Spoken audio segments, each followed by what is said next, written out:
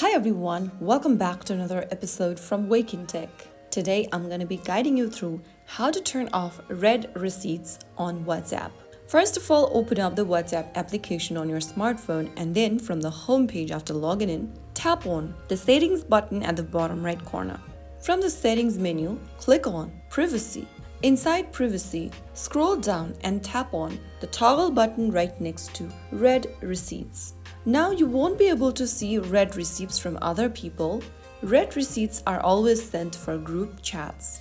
After you turn that off, you also won't be able to see when others have read your messages. However, red receipts are always sent for group chats. Now you've successfully disabled red receipts on WhatsApp.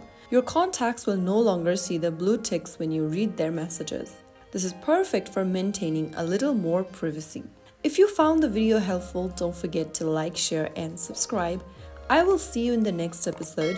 Thanks for watching.